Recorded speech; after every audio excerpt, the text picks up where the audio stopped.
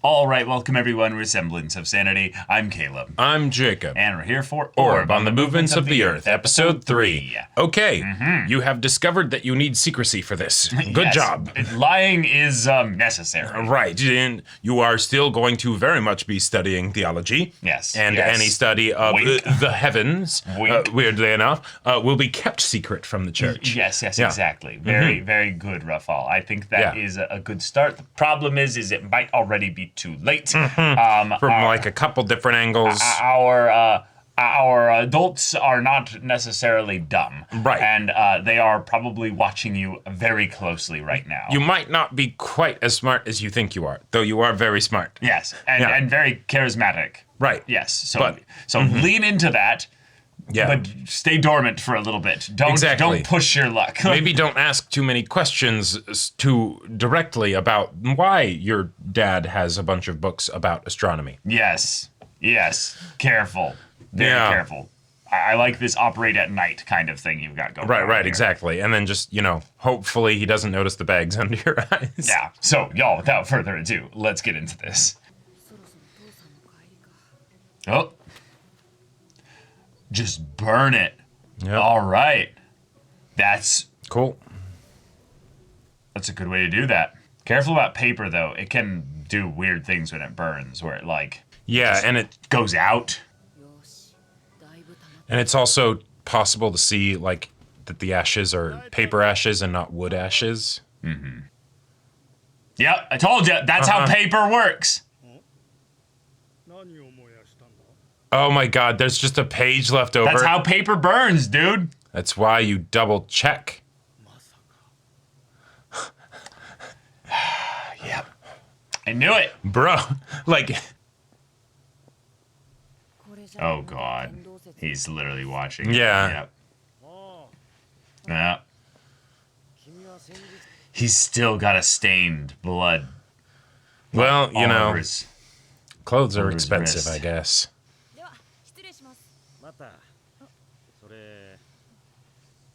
Yeah.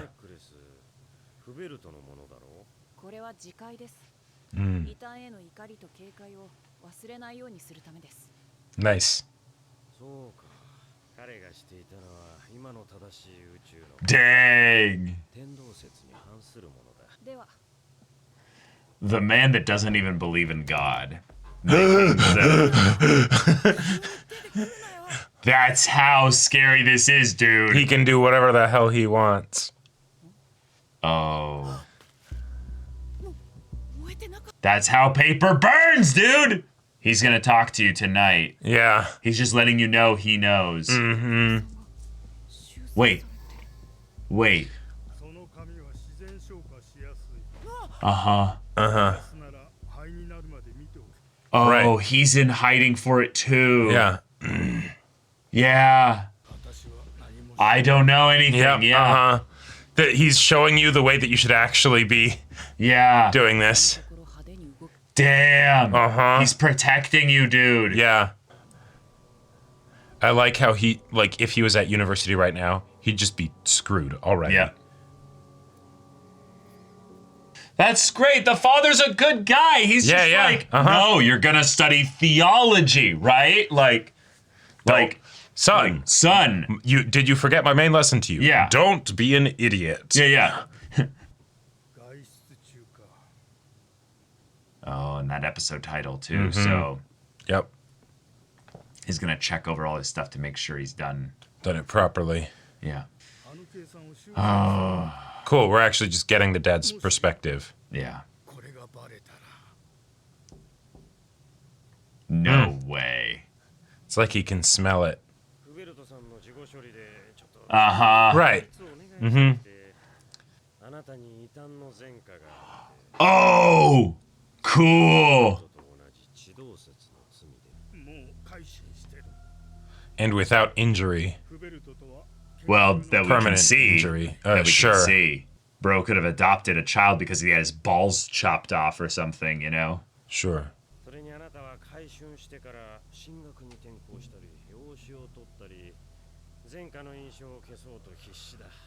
Okay. Oh, wow.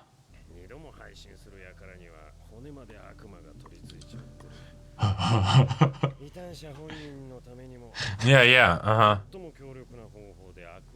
Yeah. Right.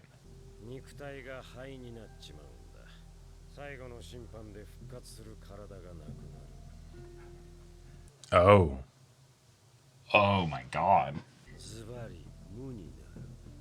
The void.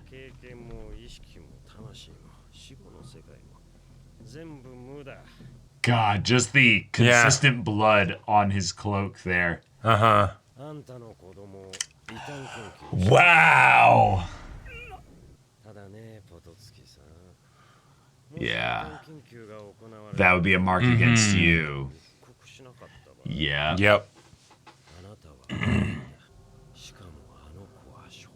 Yeah. It's not that bad. Right. Damn, this guy's good. Uh-huh.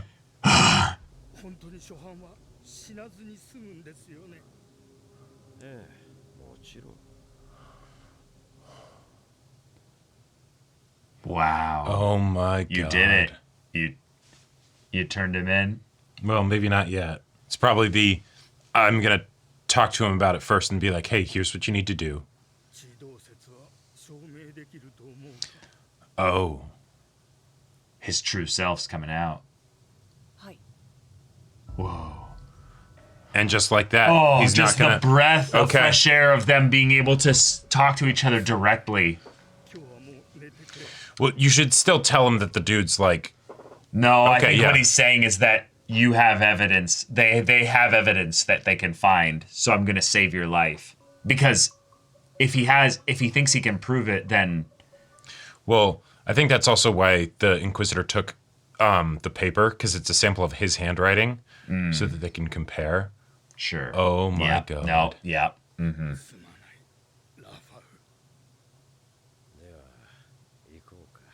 Damn. Just like that. Yeah.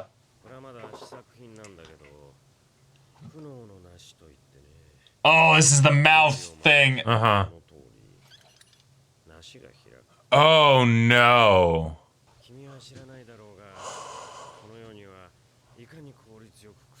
Mm-mm. Mm-mm. Oh. Mm-hmm. Publicly, yeah.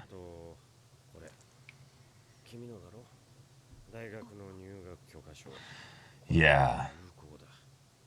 Yeah. Just like your old man did, yeah. Mm-hmm. Wow. Oh my god, this is terrifying. Easy. But will they buy it? You need to... Well, no. I think that's the thing, is that he's like, yeah, I've lied my whole life, yeah. Mm-hmm.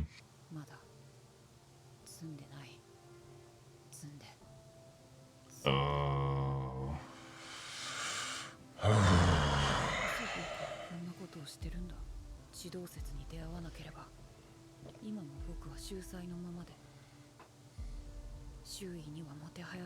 Mm-hmm. Yeah, you had a good life. Yeah. It's that light that comes in from the night sky that gets your imagination stirring. Mm-hmm. Just...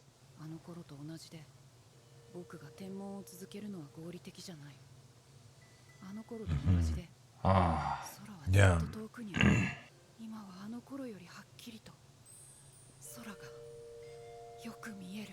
Wow.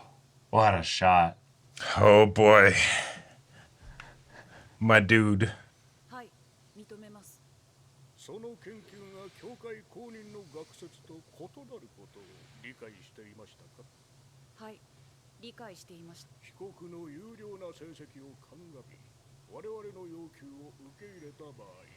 Yeah. Here we go. Mm-hmm.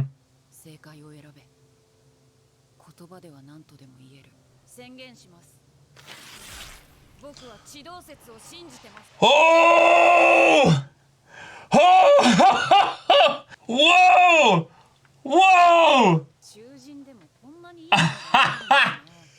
He feels so free. Yeah. なぜこんな台無しにした。単純ですよ。資料を焼かない方が地動説のためになると思う。下の昼には宝のあり。 Yeah, it's gonna be hell. They all are. あなた方が相手にして Right. It's Oh. the idea. 今日それは知性だ。 Boom! Oh my god! He's spinning! Yeah! この選択は君の未来にとって正解だと思うのか。そりゃ不正解でしょ。 For my future, Oh, it's absolutely the wrong sheesh. answer. 無意味を意味しません。 Oh. ところで、消しの実の効果は知ってますか？ Oh. No way. それと毒物を飲むと、 Yeah. まあ簡単に言うと苦しまずに死ねる。で、 Yeah. さっきそれをコップに入れました。 Into the wine you just drank. そっちにじゃありませんよ。 Mine. 飲んだのは僕です。はあ、頭おかしいぞ。まあ、まあじゃないだろ。死の先なんか誰も知りませんよ。ソクラテス曰く、 Yeah. 誰も死を味わってないのに、誰もが最大の悪であるかのよ。 Uh-huh. そんなの2000年近くも前の愚かな異教徒の言葉だろ。 And they still hold some weight and value now. 感動できる。フベルトさんは死んで消えた。でも、あの人のくれた感動は Right. 今も消えない。 It goes beyond Okay. just. 僕の命に変えてでも、この感動を生き残らせる。 Wait a minute. Is this torturer the actual protagonist? そんな状態を狂気だとは思わないの。 Are we? No way. No way. 確かに。でもそんなの愛とも言えそうで。 That would be nuts. Oh my god. Or is Yeah, he going to but help he's scared. the kids survive? Yeah. Maybe. ええ。ではまた。 Now, what if it's something that doesn't actually kill him? It just puts him in a state Of similar to death? Because there's also the question of where he got the stuff. Whoa. It just goes slowly to sleep. fades to black as he goes to Nice. sleep. But we get the moonlight on him. Now they're still gonna burn him. Yeah. He just will be asleep for it, so he won't feel a thing.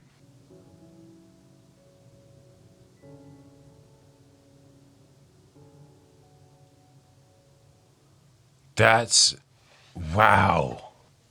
Yeah. And then we get the time skip. Yeah. Who Oh is it? my god. なんで俺がこんなことに。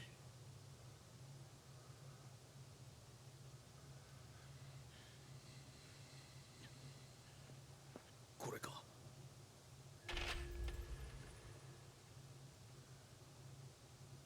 Whoa. Oh my god. 血。 He set up the means by which it could then be eventually found by somebody. Right. Maybe. Wow. What a ballsy move. Yeah, the 3-episode rule. Yeah. Yeah. Yeah. Getting to this episode, Oh man. and you've killed the protagonist. Right. And that's the point. Is Yeah. that he intentionally, willingly went to his death. Yep. He solved in a very fun, tricky way the I don't want to burn alive kind of Right, exactly. fun that still problem. would suck. Like really epically So he was able suck. to go to it with that added bit of confidence that he was going to choose how he would die. Yeah.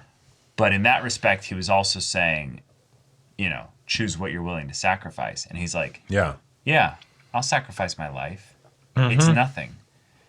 There's almost like this drunken bliss that he had tapped into of I see the beauty of the cosmos Right. and how big and magnificent it is, to the point that I don't even see my tiny little life as being, that crazy important in the grand scheme of things, because what I have here is the ability to inspire beyond my death.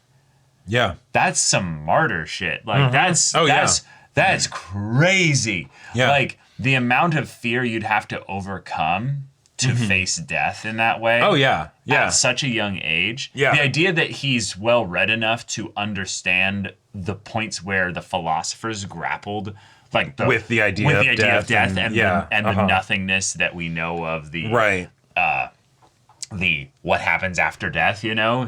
It's just nothing or what have you. Yeah. When everything in this culture and world is saying like, no, there's all these things that you do in the current life that affect the next one, you know? Right.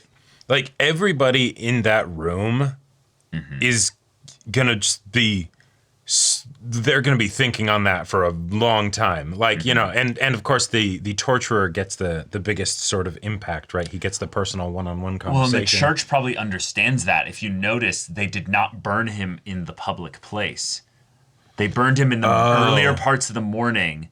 They burned him without people being nearby, because I like it. It's the kind of thing of where they're already trying to suppress the after effects of the epidemic, basically. Yeah, exactly. Of a child who spoke the truth, you know? Right. And they're like, oh shit, well, we don't really have anything to do against that, you know? Yeah. He's probably going to be busy, the torturer, for the next like years and years, talking to every single person who was in attendance that day. Sure.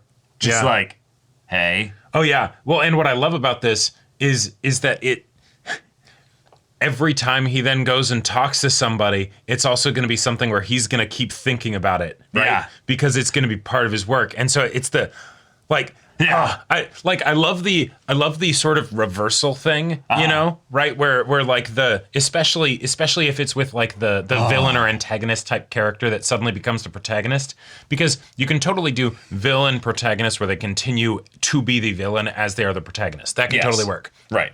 But having the thing where they then have just the crisis, right? You know, the crisis of faith, if you will. Sure.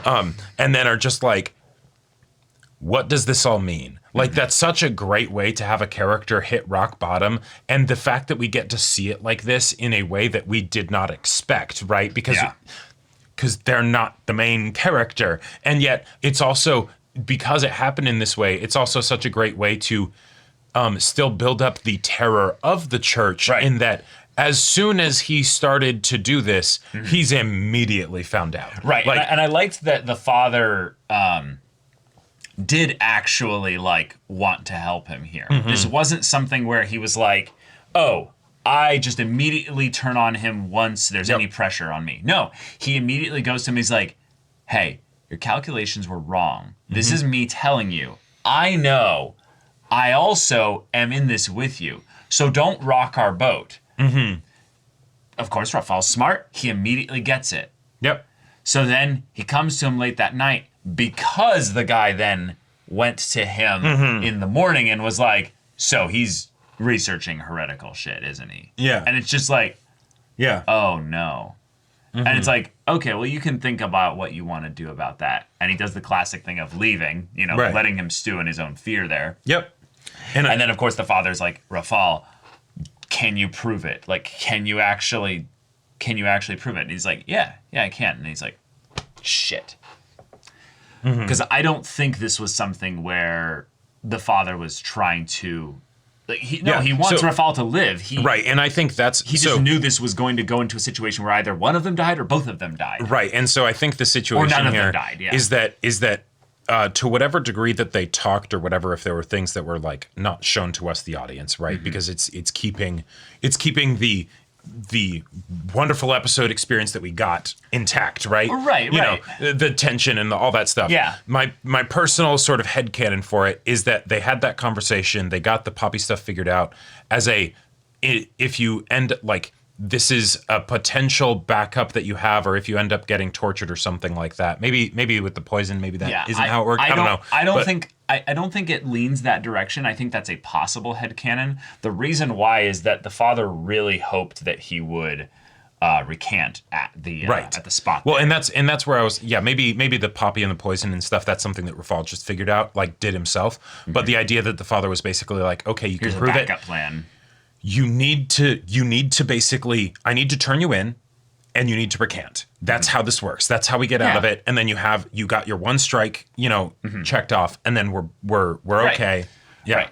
But if he was, hoping for a one strike situation there, he wouldn't immediately jump to poppy seeds. That's a thing that Rafal would do because he knew what decision he was going to make. So I think it's more impactful if Rafal does it independent of his dad. Yes. And in a lot of ways, I think the dad would do things to protect the kid if he knew that he was going there with the poppy seeds on his person. Right. And would potentially then try to just get him to flee the city or something. Right. Right. Exactly.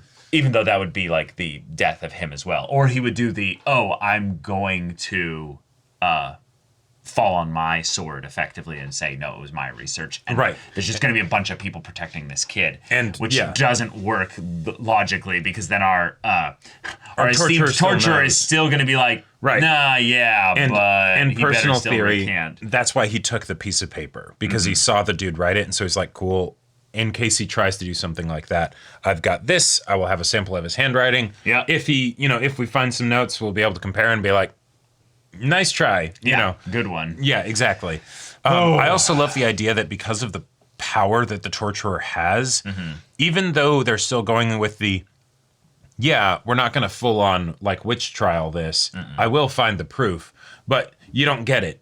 I'm good at my job. I've seen a lot of this shit, and it all ends the same, right? Like this is Hans Landa from my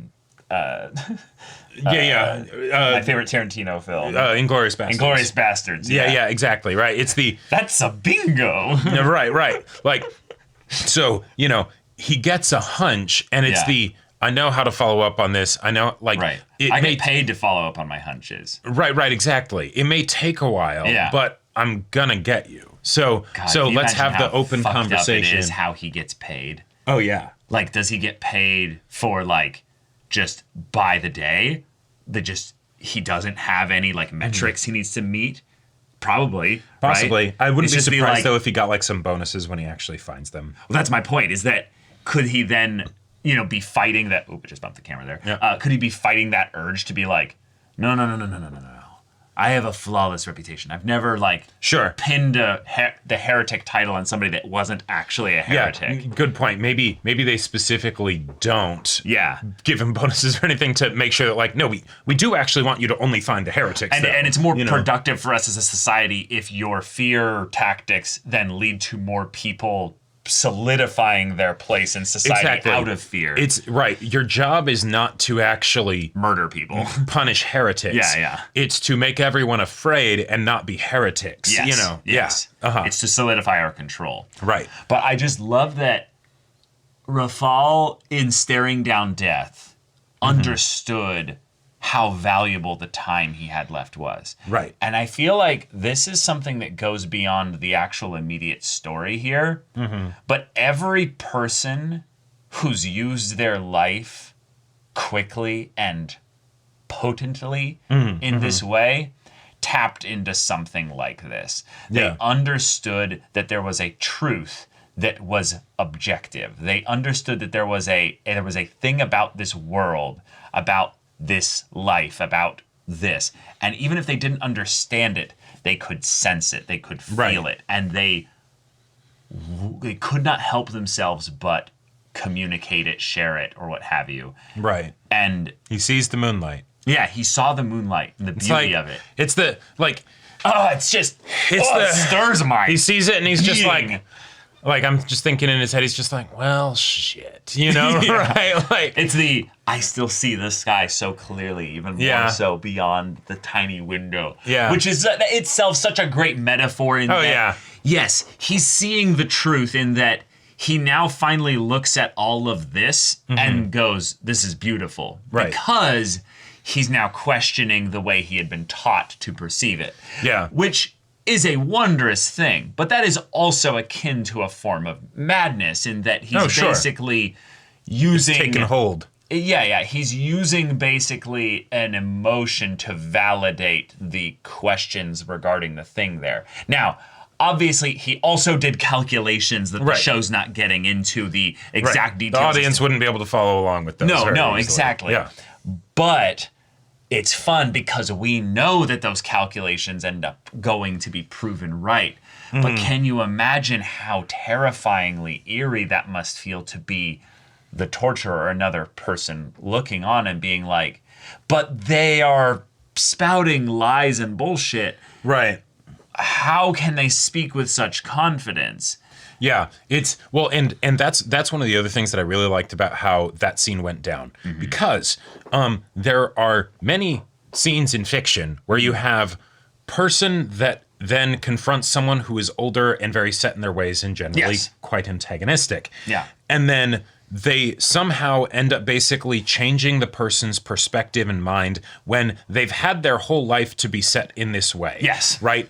Oftentimes I am not fully sold on those because but why are they changing their mind now? They must have gone through this exact same thing 10 times, right? Plenty of times. And the fact that he had the poison, I really like. Yes, because that's the differing factor. it's acknowledging that the torturer is right. You're no different. Once the torture starts, that's my You'll world. sing. You'll say what I can get you to say whatever I want, right? Yep. I will play you like a fiddle. And he's right. Yeah. That everything about his world and his perspective and what he's bringing to the table is not inaccurate, right? It's not like, that's correct. I got one over on you so that you aren't able to dominate me. Yes, and I will be able to speak the truth with impunity. And as a result of that, I'm able to keep the power. I'm able to be a martyr. I'm able to keep the power. I'm able to hold to my ideals and not be broken because you didn't get the opportunity, not because you were not able to, right? You absolutely would have been able to. Yeah. And that's why it sticks with the torturer, or I'm guessing will probably stick with the torturer, because it's no, this doesn't make sense. And this is also maybe a bit of a different situation in that he usually doesn't have to torture 12-year-olds, right? No. He's like, come on, even I don't really want to do that. If I did catch a 12-year-old, they can't just because they'd shit themselves scared. Yeah, exactly. I'm doing this for your own good and also for mine because I want this job to stay easy. You know? I'm a dad. I get no pleasure out of this. In fact, I get anti-pleasure. I am really not liking the idea of having to torture you. This is going to hurt me a lot more than it's going to... Well, no. Well, no. He literally did here's what happens. I twist this 4 times. And your cheeks split and you won't be able to speak for a year. Are you scared now? Oh, yeah. Rafal's terrified now. Absolutely terrified. Rafal is not some, immune to fear child. And he's like, okay, cool. If anything, that's probably why immediately after that, he's like, and I'm getting a bunch of poppy seeds. That wears off eventually. Let's get some poison in there, too. Well, no, I think he was in prison the whole time. He couldn't grab the poppy seeds while he was in prison. He had it before the torture. Oh, no, right. Yeah, because he told that when he was in prison. No, this is a whole thing where he knew he was going to die. He made the decision at night while looking up at the moon and was like, yep, I'm doing this. Yeah. So when he gets this thing there, yes, even then, even though Rafal has decided to die, hearing that, you could tell that definitely did scare him. But there was also, and I do want to bring this up, when he does talk to him about the torture and everything, there is that little bit of resignation in Rafal's eyes. Yeah. Like, that's it? Okay. All right. And you can tell it's more do I have the strength to actually go through with this? To face my end. Right. Exactly. Yeah. The idea that right now, he could still basically not do the thing that he's planned to do and just be like, yep, I'll recant and everything will be fine. I'll avoid the torture. Right. And it takes his lines that he's thinking to himself of like, I've managed to come this far. Right. This will work out somehow. Recanting is not the end. Burning my materials is not the end. And being charged is not the end. Yeah. Yeah. It's shoulders not the slowly end. slumping. And he's like, wait, but the end. I'm like, I am so scared. And then he sees the moon again. Right. And it's I have to do this. Yeah. Like, what are you willing to sacrifice? Right. I think there is something so powerful about people realizing the value that their life has in that when you make your life about something, your death can solidify the meaning of your life. Sure. And It's the big period, at the end of the sentence. Yes, it's the big period, exactly. It's the emphasis. Now, in a lot of ways, most people, I don't think, dedicate their lives so singularly in that regard. And that's not a decry to those people or what have you, but it's the point that you could theoretically use your death to make that point stick. And it's so fun because, like, death is really the great fear. It's not the pain of life. It's not the torture, if you will, that's the scariest thing. It's the void beyond that says nothing you do here has meaning. Like everything stops. You don't know what's out there. Yep. Yeah. It's unknown. And so what I get inspired by in episodes like this, because I do think that a lot of people walk in a subconscious, constant fear of death. Okay. Like, it's actually like one of the, like, when you think about top 10 fears and stuff, it's like, fear of, irrational things. Well, and heights even, and, like, and even if bugs and things like that. And even if we go at, like, fears that are not death, a lot of them are kind of like those early steps before that theoretical fear of death, right? It's the fear of heights because you'll die. Fear of public speaking because you might get ostracized from the group, and from an evolutionary perspective, that means you die. Right? Like all that kind of stuff. Right, totally. It does lead back subconsciously to that in a lot of ways. But I think there are some people that actively lead that fear in an actual, like, more direct kind of way. Just the idea that they're able to imagine so far into the future that they look at every second is ticking down towards the end. Yeah. And or you're always writing like you're running out of time. Yeah. Right. And so the idea that these kinds of stories, they don't make me then afraid of death more. They make me excited about life more because it's I have seconds. I have minutes. Oh, yeah. I have time. That's why this story's, being told. That's why this, the creator of the story knows that this is such a powerful moment and, and a great twist and all that stuff, because it's wouldn't that be a hell of a thing to, at 12 years old, right, know that you're so completely about something, right? It's so taken hold of you that it's like, you could actually say, this is what my life is for, right? Yeah. Yeah, wouldn't we all love to be that? Yeah. Maybe not in Rafal's situation, but, to have that conviction. And that is going to stick in this torturer's head for a while. Yeah. And so I love that the OP might have baited us in that regard then, because... Yeah, we see a character that we're thinking like, oh, that looks like it could be Rafal after, like, having been tortured and then recovering and recanting and all that stuff 10 years, 20 years later or whatever. No. Nah. He's just dead. Yeah, but it did look like we maybe see this torturer. Yes, or we're going to be following completely different characters. We have two completely new characters that are finding Hubert's research. Which is now confirmed to also be a connection of the father's research as well. Right. In that there was very much a genealogy of this, and now it makes sense why the father then ended up bringing Rafal and Hubert together, is that he's trying to subtly set up the means by which this belief can be passed down. Sure, yeah. Yeah. And in a lot of ways, it's like, damn, that's how much the father believes in it.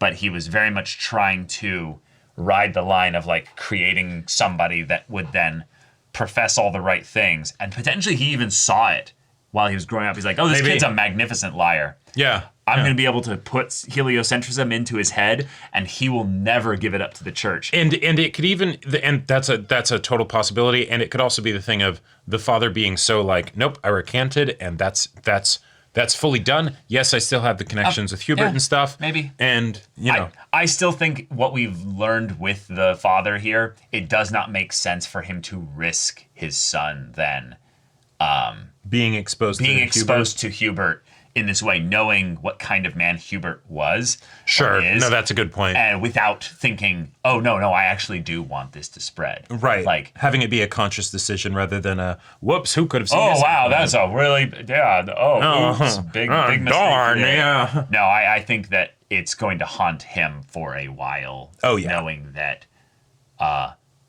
he was thinking, like, we can keep this spin going. You just recant, and then Right. they don't have anything on you. Oh yeah, I would even not be surprised if at some point the torturer and the father have another conversation where the torturer is maybe checking up to be like, you're not doing anything sus, right? But then also the why? Why? I don't know. That was he was supposed to recant, right? Yeah, no, like, I did time skip 10 years, so it might have already happened by this point. Yeah, exactly. But yeah, it would be fun to see them just drinking and being like, I still see his face telling me about the right. Athenian philosophers citing their talks about death. Right. He with really the wasn't calmest of voices. He wasn't scared. Everybody that I ever work with, they end up scared. Yeah. Yeah. Yeah.